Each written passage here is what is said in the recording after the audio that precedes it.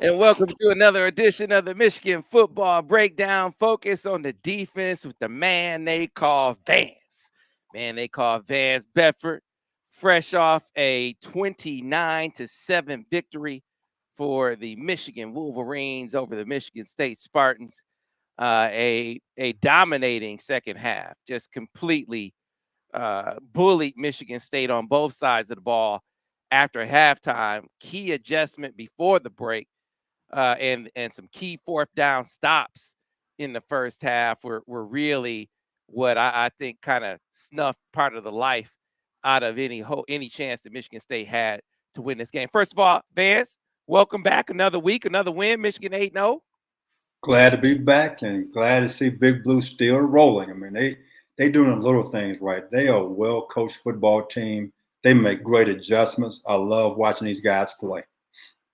All right, so before we get into the game, though, Vance, I mean, we got to start out by talking about the storyline that overrides the game. Everybody's talking about the tunnel assault ambush. Wasn't a fight, wasn't a scuffle, wasn't an altercation.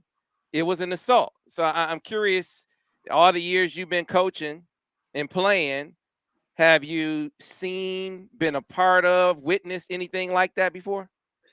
Not like that. We've had fights on the football field with the opponents, and it happened one time when I was playing in college, and I saw it again as a coach. But what I saw in the tunnel, that's things you see on television. It shouldn't happen. And everybody's waiting to see what Coach Tucker's going to do. The school, Michigan State University, their student government, those kids should be kicked out of school right now for what they did. It shouldn't be up to Coach Tucker.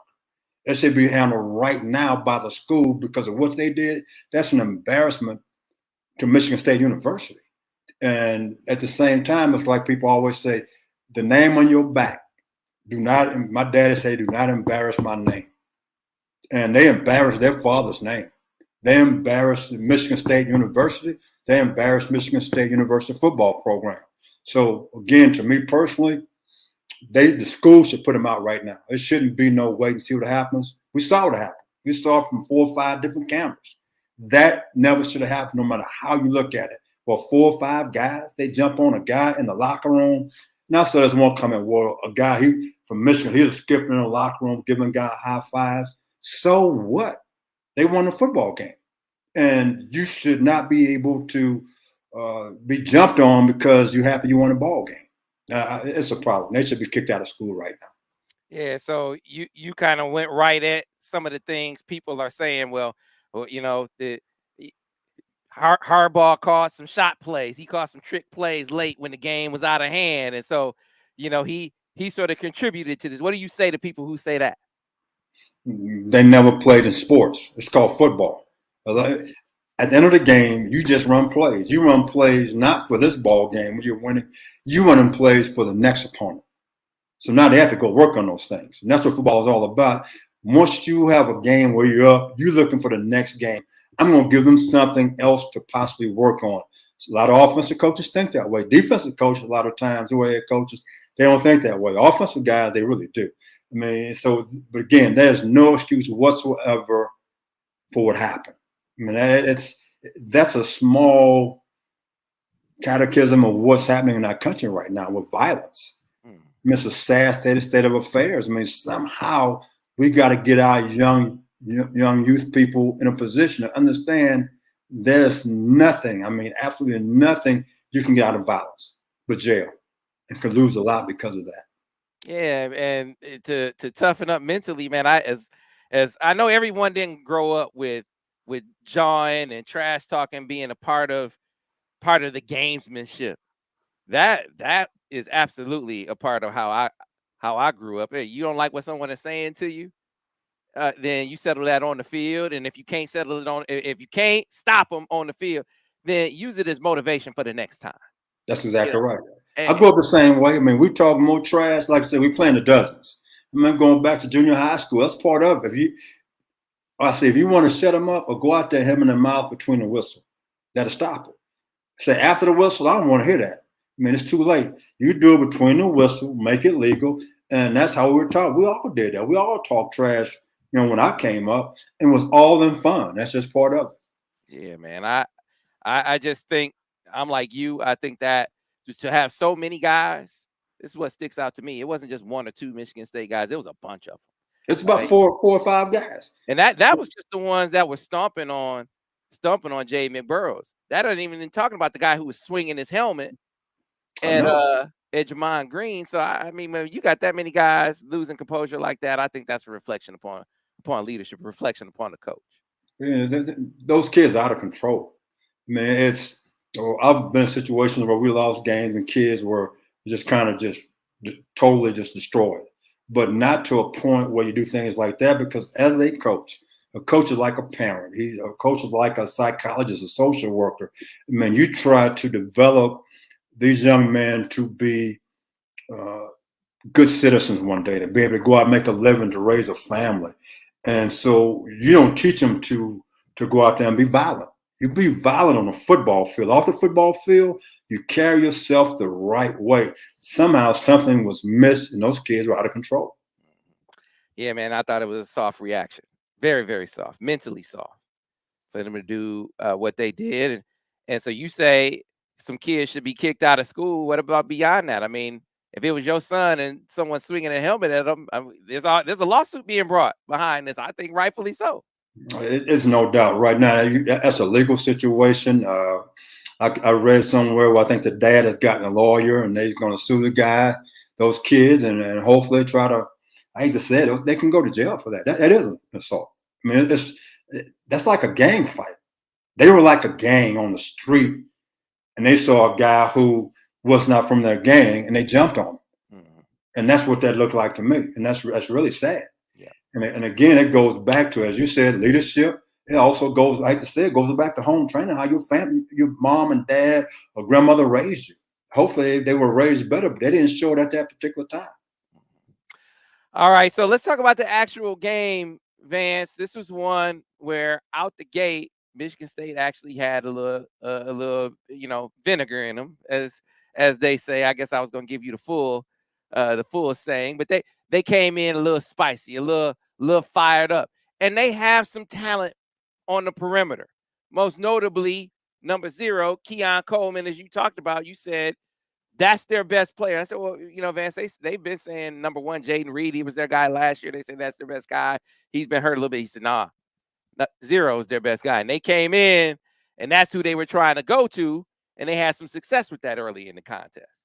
They did. And, we talked about this last week, and I said, no matter what you do not let the guy down the sideline. I don't care what kind of split he has, play outside technique. UW, University of Washington, they played outside technique. They eliminated him from going down the sideline and getting jump balls, because the guy's 6'4", 215 pounds. He's a bad matchup. And we let him outside twice. They went on the touchdown play. They went trips into the boundary, isolated him back to the field, and we played our normal base coverage. We let him outside. It's a touchdown. I mean, so again, you had 2 weeks to get ready for this guy to take him out of the ball game. And so after that series, we came back and started playing quarter, half. In other words, we played a cloud technique on him with a half fill over the top. And we really struggled with that. And at halftime, they made some adjustments with the corners to get it cleaned up. Game over with after that. We took them out of the mix. Yeah, once they basically they were doubling on it. It looked like a boxing one on some plays, like I said in the film study. On him, they couldn't do anything else, Vance. I mean, literally nothing else in the toolkit to go to when they took that one thing away from them. I guess I shouldn't be surprised, because last year their whole offense was based on Kenneth Walker getting them out of trouble, right? And yeah, Peyton Thorne made some throws, Jaden Reed made some catches, but it really was Kenneth Walker. When all else failed, give it to Kenneth Walker. Well, this year, all else fails, throw it up to Keon Coleman. You take that away, they couldn't do anything else. They really couldn't. And when they come out of the tunnel, you're impressed with Michigan State's offensive line. They are big. They're pretty. It's like they get off the bus first. It's like, we're going home. We have no chance.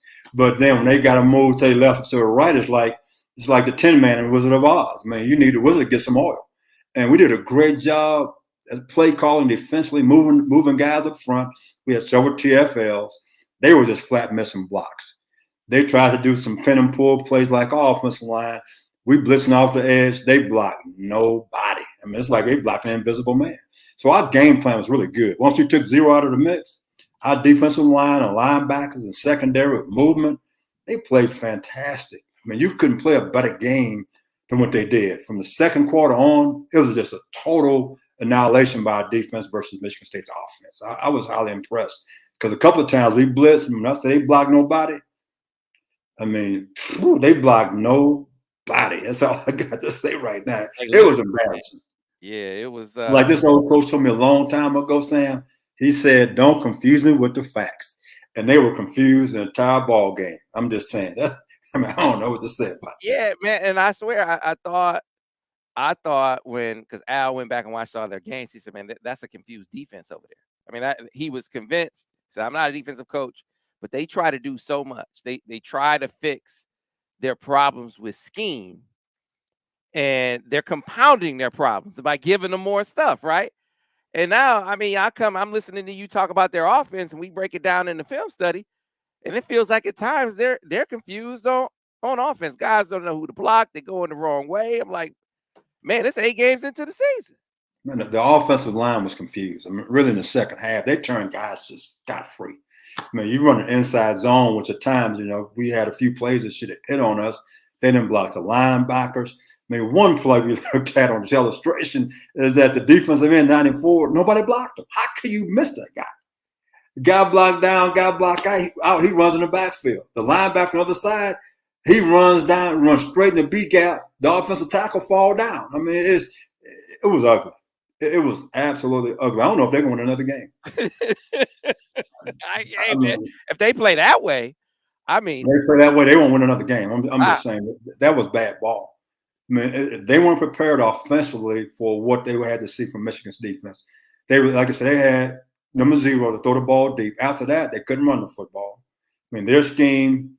If I'm playing at University of Michigan, I'm going to run some zone replay from my quarterback to pull it. Because we talked last week about, I said, this quarterback's athletic. But they never gave the kid a chance to be athletic. I mean, I would at least given him a chance. So to me, that goes back to the play calling, putting that guy in position to make plays for you. Mm-hmm. All right. So we talked a lot about, we're going to get to talk about the defensive line. We've talked a lot this season about Jesse Minter's pressure packages, and he's been brilliant with those this year. It's how seamlessly he's hit the ground running, found the strengths of his guys, right? Because you got to learn your talent, and you got to dial into what their strengths are. It's not always about what you like. What can they do? He's found what these guys can do. Got to give a shout out to Steve Klinkscale, the DB coach and co-defensive coordinator. Adjustments on the back end. He has a hand in that, a huge hand in that. So you said they went quarter, half. They had to clean that up and take that. Steve Klinkscale, give him his love. But I want you to talk about Mike Elston, because you said heading into this game, Vance, that I'm talking to my D-line coach. And I'm telling my D-line coach, this is a big week for you. And that D-line, they played a hell of a game. They've been playing well all season long. I mean, if we gonna break down this their screen recognition, you see high IQ plays. Mike Elston came in and done a hell of a job here. He did a great job. And I know Mike, because Mike was a player when I first got to Michigan in 95.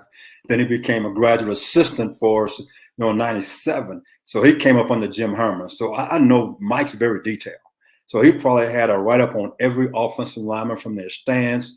If it's sitting heavy to run, if it's sitting light to pass, on splits. And I tell you what, the defensive line did a great job reading. I mean, they read the screen great. Think about it. They were in the screen, and we got 2 or 3 defensive linemen going out there to chase the screen down. And when came time for the ball to be thrown, they did a great job pass rushing. They did a great job in the stance as far as moving and coming unblocked. How can a big defensive end is 275 pounds? He moved from a C gap to the B gap, and nobody blocked. First, it's great technique by the defensive end, and just awful play by the offensive line. I'm just going to call it what it is. I'm not going to let anything go. The best thing about what we do, Sam, I don't really have a job. I could be honest. If I had a job, I had to be very political. But right now, I can just be honest. You know, one of the base calls, I call it rock. They angle in the front, bring you off the edge. You know you don't get that play. You have to play for that. Well, it worked. They ran it 3 times, I think, maybe more. It worked every single time. That shouldn't happen. That shouldn't happen. So again, going back to Mike Elston, I'm a big fan of his. He's doing a great job. He's a Michigan man all the way. He understands what it means to play at the University of Michigan because he was a player there. Mm-hmm. Yeah, you watch how these guys are coming along. And how about 22's having a tough time in this game. He, on the fade balls. I thought the young fella, number 2, young Will Johnson, came in and had himself some good snaps. Came in and blasted Jaden Reed in the flat. Was good in coverage. Big physical corner. I think obviously he was a 5-star recruit. I think he has a chance to be a really, really special defensive back here in Michigan. I mean, it's early in his career, but dude has a lot of tools. Where has he been is all I got to say. Where has he been? I mean, he got out there, played with a lot of enthusiasm, physical guy. He did some good things. I was highly impressed with the things he did. You said he's a freshman? He's a freshman. Oh, my goodness. I mean, what's holding him back? I mean, I go back to 97. William Peterson was a freshman, played a lot. Whitley was a freshman, played him a lot. Patman was a freshman, played him a lot. Get them guys in the game. What you waiting on? Yeah. I mean, that's playing. Give me some depth. And at the end of the year, I'm going to be more healthier because I'm taking some of the pressure off my starters. Mm-hmm. I like him. I like his size, his length, athleticism. He's going to be a really good player. Yeah, so we're seeing great adjustments. We're seeing guys rise up and be playmakers. Whether it's obviously when you look at up front, Mike Morris, your guy, Lil Mike, as you call him. Lil Mike. he had to play. We didn't have to do it on the illustration, but he playing man-to-man on that slot. I mean, played it perfectly, put the hand in front of it, knocked it down. And Lil Mike, I got Lil Mike and Big Mike. That's what I'm money on right now. Mike and Mike in the morning, baby. Yeah, so you have some guys. You've seen growth over the course of the season. This is the home stretch, though, right? Yeah. These next 3 opponents, Illinois is certainly not a pushover. They've shown you that in a Western division that is really, really depleted as far as I'm concerned. They're the class of it. They play good defense. They can really run the football. But you're not going to see any even close to reasonable facsimiles of Ohio State. No one's close. No one does what they do and gives you any kind of look. So I'm curious, Vance, as you, over the course of the next month, how are you preparing your defense? Sam, I'm concerned about Illinois. Illinois is old Wisconsin. They big, physical, they run the ball, and they play an aggressive style, playmaking, high-risk defense. And those are kind of teams that, especially if you play in Champaign, you're traveling, and all of a sudden they pressure you on defense, get a couple of takeaways, shorten field for a guy who wants to run the football, be physical, got a decent receiver outside I can throw the deep ball on. So you got to be very careful not to overlook Illinois because I tell you what, they are better than what people give them credit for. I mean, it's not a trap game because they're a good football team. Right. So we better make sure we take it one game at a time. If not, Illinois will beat us because they play a style of football. Wisconsin, over the last 25 years, has given Michigan some tough games. We seeing Wisconsin football in Illinois right now with Brett Bielema.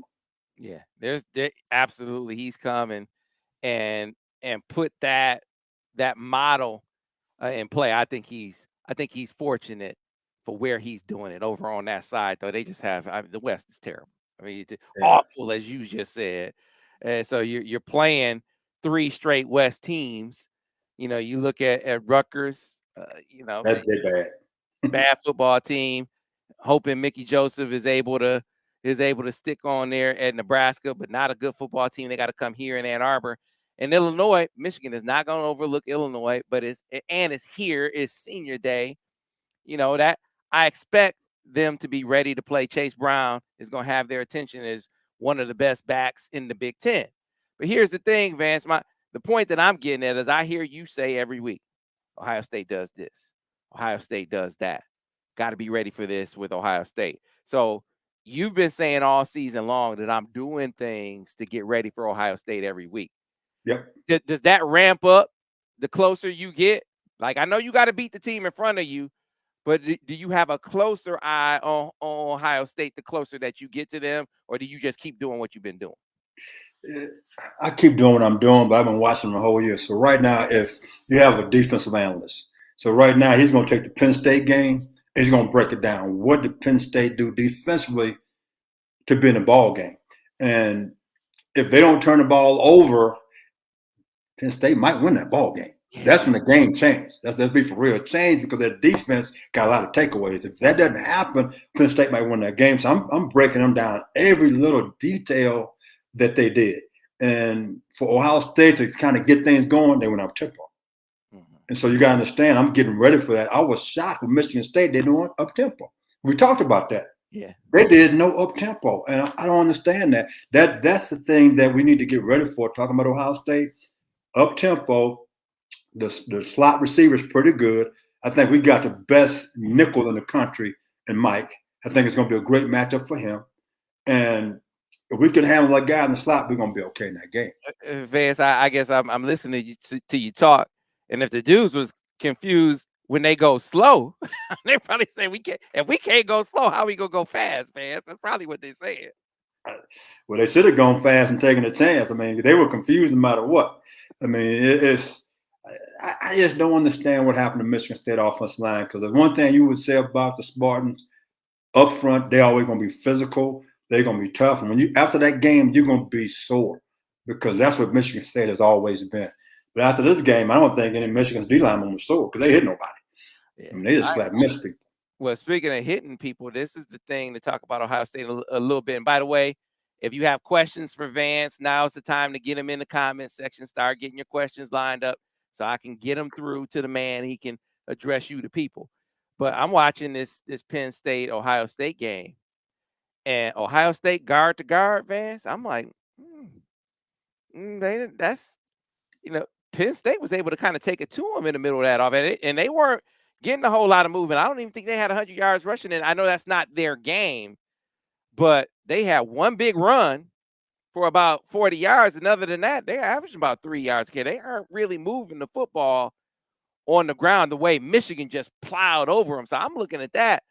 I'm like, I think Michigan might have an advantage on the interior there. Michigan's interior defensive line versus Ohio State's interior offensive line. I think you're right. We do enough things up front. We're multiple up front. We play 4-3. We play 3-4. We play bear defense. So when you play Michigan's defense, you got to get ready as an offensive line coach, all the different type of fronts you have to go against. The next thing is we bring the corner, we bring the nickel, we bring a backer. And so, again, you have to be prepared for that. So your quarterback has to be well-trained as far as which way to turn the offensive line. Where's my check down? Where's my screen gap? Who's a matchup issue for us? And that's what you're going to look at. To me, is that I think Mike is going to do a great job on anybody in the slot based on the coverages that we run. The issue is going to be outside. I think Turner is going to do a great job holding up. Now, is it going to be Green? Is it going to be the young freshman out there? Because Ohio State, what they do a good job of, find a weak link in the secondary. We're going to put our best guy on him and go after him. Yeah. So, you've talked a lot about where you see the vulnerabilities in the defense. You talked about if you were Michigan State, how you would attack this. So you say I would have thrown however many fade balls, right? And they actually have a receiver that could do that. Ohio State can get that done. But I want you to go back in your defensive coordinator bag again and pick up on the question that I asked you last week. Heading into this Michigan State game, you're Michigan State's defensive coordinator. How are you defending Michigan? We just saw Michigan, they pushed them around, but they struggled in the red zone. What did you see as the reasons why? Was there anything unique in how Michigan State attacked them in the red zone to slow them down? And what do you think the remedy is for that for Michigan? Like, what can they try in the eyes of a defensive coordinator that might give you problems if they were to do it? Biggest thing, when you get in the red zone versus Michigan, what are they going to do? They're going to run the football. So you stop the run. You load the box, stop the run. We're going to dare you to throw the football. And Michigan really didn't throw the football. So Michigan's offense went to the game. So we're going to try to get JJ on the corner, some zone read, play some boots.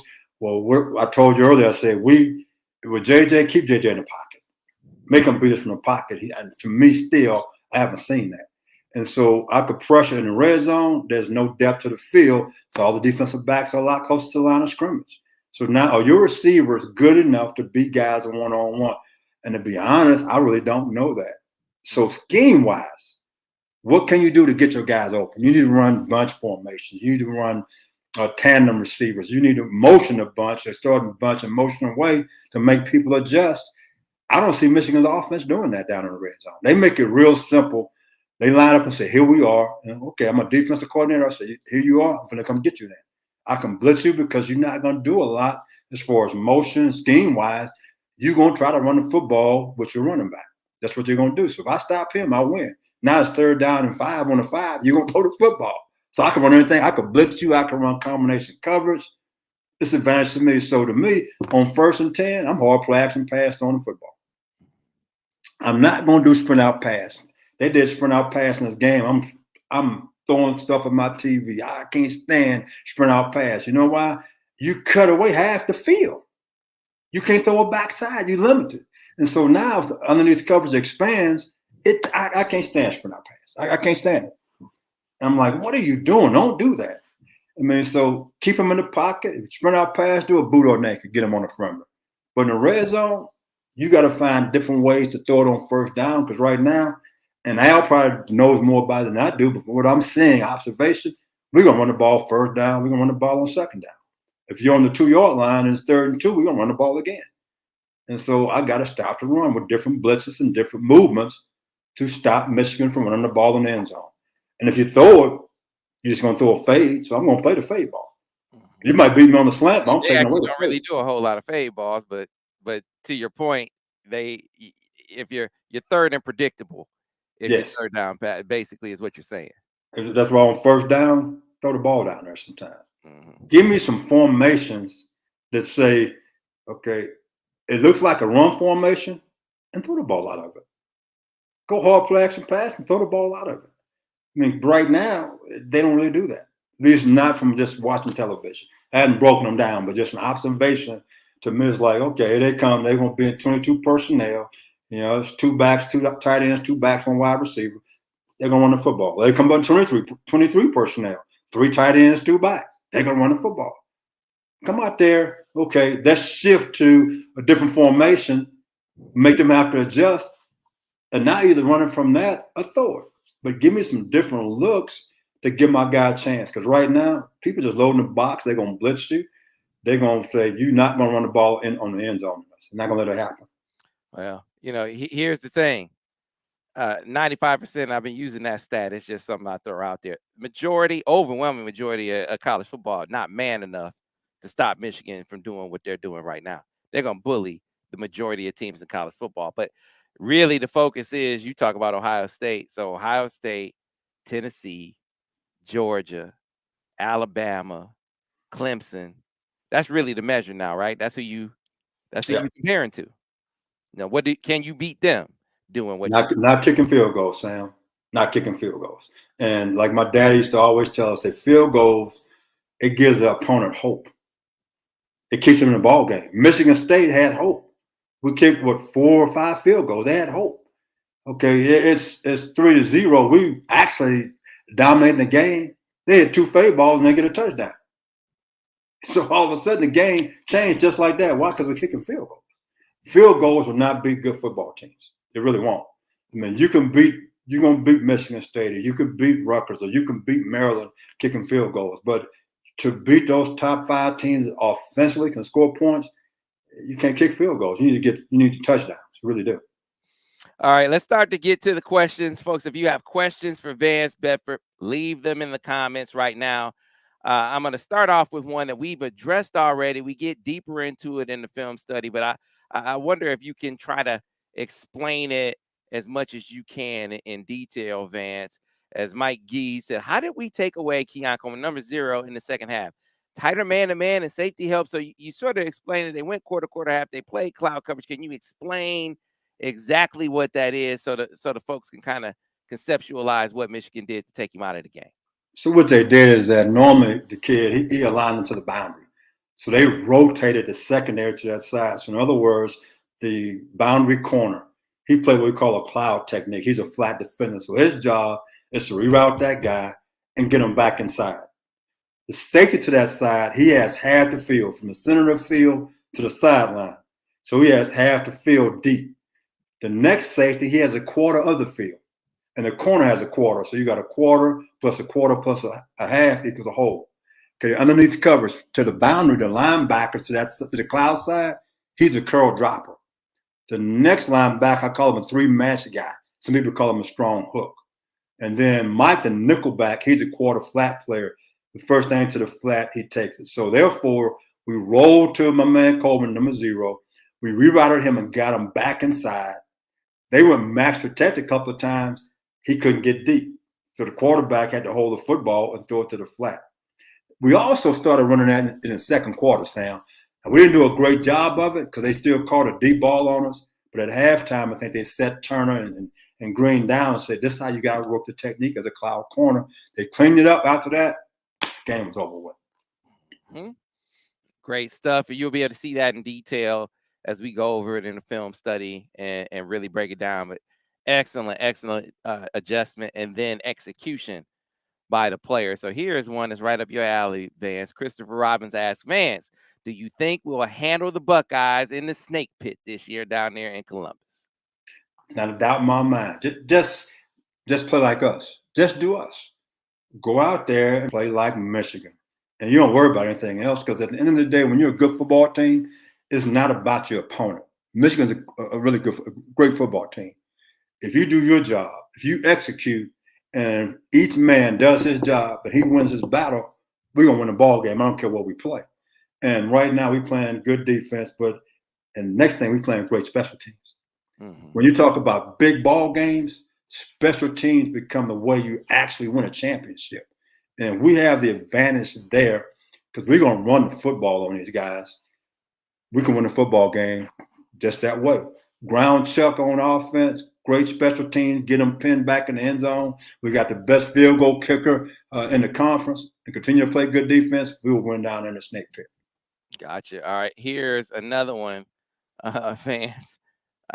Mark Mikowski said, hey, do you think the officials called an accurate game as a DB coach, Vance, with the clutching and grabbing? I guess you can look at it both ways. I mean, they let you get away with some when they're clutching and grabbing, but they also let them get away with some push-offs out there. They let them play. The best thing about the officials in this particular game, they got out of the way, saying, unless it's just flagrant, we're going to let you guys play. Man, I saw some holes on defense. I saw some push-off on offenses. So as a DB coach, I like the way they call the ball game, because they let the defensive backs be aggressive. And a lot of times, they don't allow it to happen. So to me, they call a pretty good game. Because one time on the third down, I think it was in the third quarter, Michigan was playing 2-man, and Turner grabbed the receiver. They could have thrown a flag. It's obvious. I'm like, that's a hole. No call to be made. It's an incomplete pass.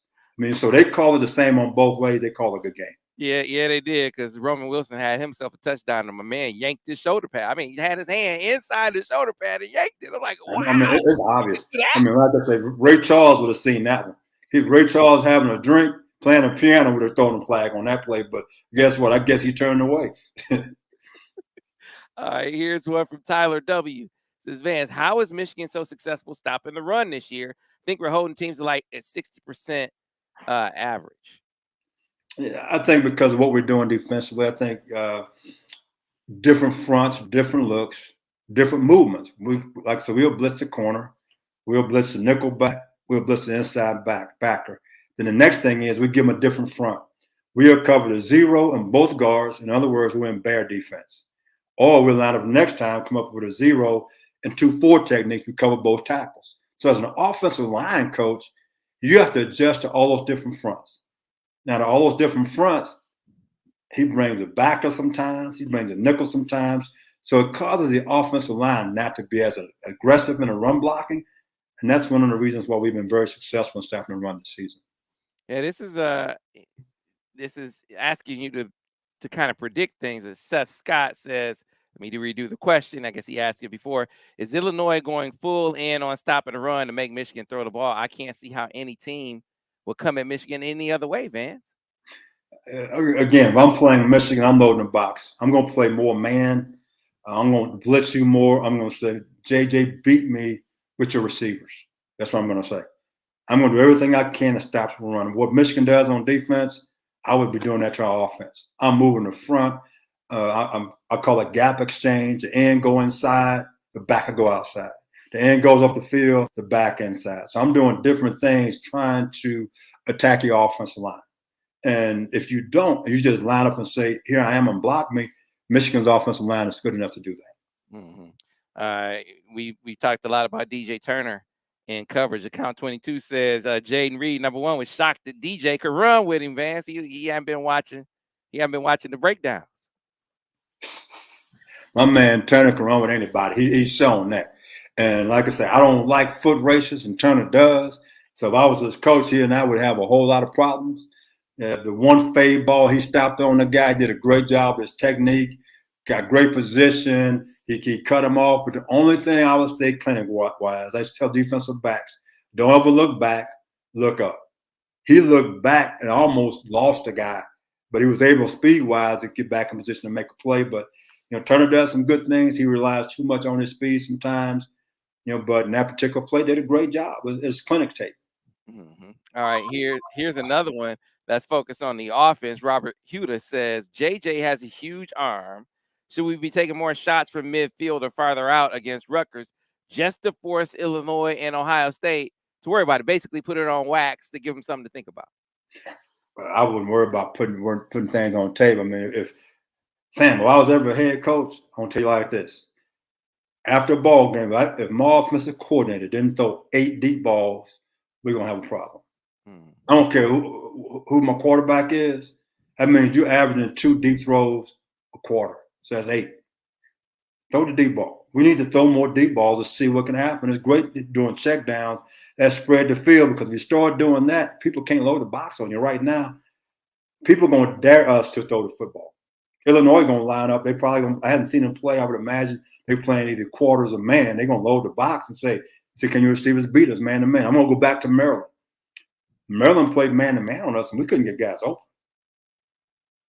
And they played us pretty tight. They walked up and pressed our guys, and I'm yelling, give me bunch formation, give me motion, find a way to get these guys open. So don't be surprised you see Illinois walk up and press us. Getting right back to it as we get to more of the questions. Here's one from Marcus Ellis. Said, Vance, I love the way Rod Moore, number 19, is playing as safety. Who does he remind you of? He's doing a good job. But you know what? I'm going to go way back to my boy Marcus Ray. He plays smart. He's physical. He puts himself in position to make plays. And that's what you always want as a guy like that. Smart. He can adjust. He can make corrections for other guys when they make a mistake. And that's what you got to have at safety. If you don't have that kind of guy at safety, you're not going to have a good defense. So he can cover up a lot of mistakes of other guys because he's a smart football player. All right, here's another one from Michael Beard. You kind of touched on this a little bit, but let's get specific and not just focus on one guy. Just as a group, what can our DBs do to better defend 50-50 balls? That's something you work on in practice. I mean, during the all seasons, a lot of people they'll use like a tennis ball and teaching guys how to just take it at the highest point. But the biggest thing to me, if I'm having issues with that, then I'm going to adjust their alignment. I'm going to play more outside press. It's like we talked last week against Michigan State. I'd have played outside press. In other words, I'm not going to let the guy get outside technique if I can help it. I want to get him back inside so the safety can see it. Because normally what we tell the safety, you should be able to make a play from the top of the numbers to the top of the numbers. But on the outside of the numbers, he's not going to ever get there if he's in the middle of the field. You're playing either man free or cover 3. So again, based off of certain teams and what they're doing, I'm going to play more outside press to get him back inside. Now my safety can get a chance to help me out. Now I can take away the jump ball. Yeah, you touched on this one. I'm just flashing it back up so we don't need to belabor it a ton. But question about the offense again, what can we do better in the red zone? And you said, hey, get the receivers more involved is basically what I hear you saying. That's what I'm saying. Get the receivers more involved. Get JJ on the perimeter early, not late. Give them different formations. Don't give us a run formation and say, here I am. Let's start spreading people out. So now the box can't be loaded. And for JJ, it cleans it up for him. If you start spreading guys out, he can see what the coverage is and have an idea where to throw the football or where to run the football. I mean, we do that, I think it'll help him out quite a bit. We're making it too easy for the defense right now. On this one from Troy Brown said, Uncle Vance, what do you think of the turnover buffs? You get a turnover, you get the shades, you get the buffs that you put on to celebrate the turnover. Is that something you would allow with your crew, Vance, if you were still coaching? Man, you got to understand the guys I've had in the past, that Woodson crew, and I'm in Florida with Janoris Jenkins, those guys. You got to be real careful because they're going to take it not just to the board, they're going to take it overboard. So based on who my guys are, you got to be real careful with all of that right now. It's great to have fun, but sometimes don't take it too far. Here's what Neil Wiggins said. Why do teams rarely fumble the ball against Michigan? It seems this has been the case for several seasons. I guess I can't say that I've really paid attention to that, but you do you sort of coach making the ball, right? Strips. Some teams are really good at it. I mean, you have to really focus on that in practice. And a lot of times people say first guy in tackle, second guy strips the football. If you see a lot of NFL players right now, the first thing they do right now, first guy in, he's trying to strip the football right now. So in order to get that done, you got to focus in on that. Right now, we're so fundamentally sound that we do a great job wrapping up. That second and third guy should be trying to strip the football. And we can get better at that. And I think that's going to be key for us down the line as far as getting more takeaways on defense. So here's another one. And you clearly are not overlooking Illinois, and I'm not either. But Jamal asked, are we overlooking the Fighting Illini? They have a good quarterback and a good running back. I guess I don't agree with that. I think they have a really good running back. I think Chase Brown is really, really good. I'm not sold on DeVito at quarterback. I think they benefit from the side that they play in. It's for them, it's about their ability to run the football and their defense. They get after it on defense. It really is. I mean, I said that's the old Wisconsin style offense. Big offensive line, run the football, decent quarterback, play action pass. Give me one good receiver that can go deep. And now on defense, we're going to blitz you. We're going to play man to man. We're going to try to confuse you and get takeaways. And they've done that type of thing. That's why they've been successful. So I don't think anybody's overlooking them because I said earlier, talking about Ohio State, let's get ready for Illinois because that's a dangerous football team right now. Yeah, and Chase Brown is for real. I mean, look, he can run that rock. Physical dude, that will be a challenge. The stiffest challenge that Michigan has faced to date running the football. I thought that was going to be Penn State. Now it's pretty clear to me it's going to be Illinois. So moving on. And this is a tough one to tell, Vance. Trash Can Man says, still believe our dual offensive coordinators is hampering our offense and JJ's development. Two things that I don't know. I don't know how the duties are broken up because we've seen Jim in the past. He's had 3 or 4 coordinators some years where, you got a pass game guy and a run game guy, a third down guy, a goal line guy, a red zone guy.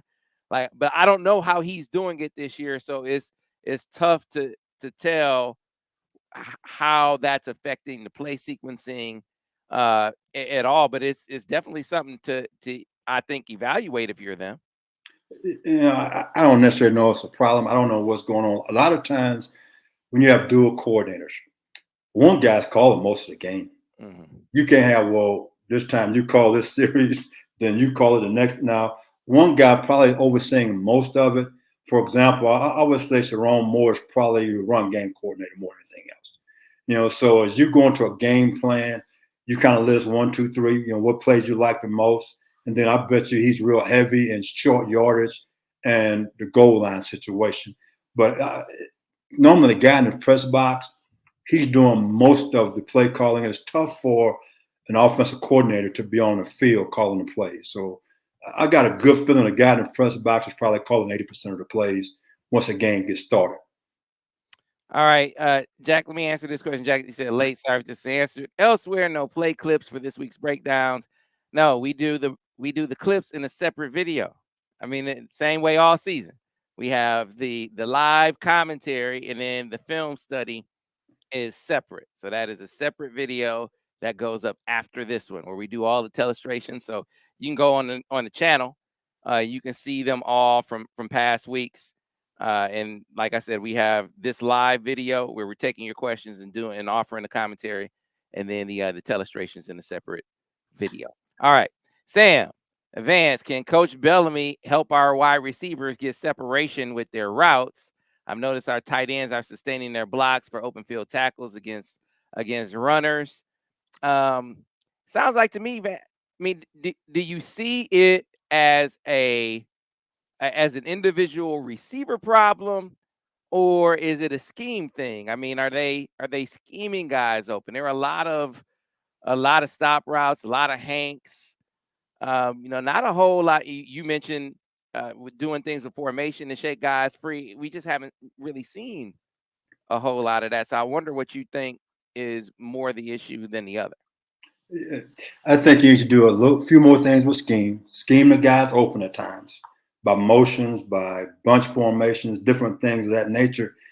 I mean, but as I watch our guys run routes, they're excellent route runners. I mean, when you talk about separation, that's a speed thing. When I come out of my break, I have to accelerate to get myself open. So that's on that individual guy. So for him to make that comment about our guys not getting much separation, well, that means their defensive backs we're playing against got to be better than our receivers. Mm-hmm. I mean, because they're matching up with them well. So if that's the case, then you got to find ways to scheme them open with motion, with bunch, with tandem splits, and that type of thing to scheme them open. And right now, I think that's something that we need to do, and that's probably a better question for Al, because I Yeah, don't watch our offense that way to really get a good understanding. But I brought it up going back to the Maryland game. Our guys were not getting open; they were matched up pretty good, and look, Maryland had a decent defensive backs. I just don't see how you can say that. Receivers had 12 targets in that game. That's not very many. Yeah, you got a lot of, and this is not a criticism as much as it is an observation. Heavy tight end emphasis. So they definitely use a lot of tight ends. They went 14 personnel on one play, right? You throwing. Hey man, hey man, they like the tight end. It's working. Yeah, It's working, except when we get in the red zone. yeah, Let's true. be honest now. Yeah, I mean, it's working until we get in the red zone. And again, that goes to the question he asked. So now in the red zone, one-on-one, where's the separation coming from? And how do you get that separation? You get it by different schemes. You get it by motion. You get it by bunch, making people adjust to situations. And I haven't seen a whole lot of that because like I said, I've been asking some of the same questions too. And if we can run the football every snap and beat people, okay, I'm all for that. But again, if we get down, okay, some people score on us and the defense is not having a great day, how do you get back in the ball game? You're going to throw the football to do that. Mm. And I keep saying this: if I'm playing against Michigan, I'm going to make JJ beat me from the pocket. Until he proves me that he can do it, I'm going to sit back and say, if I'm a defensive coordinator, he hasn't proved that to me yet. Yeah, that is the game plan, to say the least. A couple things real quick. Tyler W said we might play Illinois twice. Got to keep that angle in mind. You're absolutely right. I think they are going to win the West, even if they lose to Michigan in a few weeks. This question for you, Vance: do you think Michigan, from Let's Toast Media, said, is Michigan's O-line the best in the country? Right now, they playing that way. I hadn't seen many other people play, to be honest. But from what they've done so far, how they're running the football, if they're not number one, they're definitely in the top 2 or 3 very easily. I mean, Sharon Moore and those guys done a great job. I'm a Sharon Moore fan. I worked with Sharon at Louisville. He was our tight end coach. He played offensive line for the University of Oklahoma, was a heck of offensive lineman. And I love what he's doing and the things he brings to the table as a coach. Gotcha. Well, Vance, that kind of brings us to the end of this segment. It is 5:30, and so that is the end of our time. We will get some more questions in for the man next week. Be sure to be on the lookout for the film study. Tell you folks all the time, if you like what we do and how we do it, be sure to like the video. Be sure to subscribe to the channel, and be sure to follow us over on the MichiganInsider.com That's where you can find our podcast. I know a lot of you find us on Google, Stitcher, and Spotify. But if you want a one-stop shop where you can find all of our videos, all of our podcasts, all of our written content, MichiganInsider.com is where you should go. That's where you get all our VIP intel on the team, football, basketball, and recruiting as well. $1 gets you access for 1 month. And then after that, if you get hooked, which you will, and become a full paying member, not only will you have access to the MichiganInsider.com and all of the sites, the team sites on the 24/7 Sports Network, you will also have an access pass to Paramount Plus. It is great bang for your buck.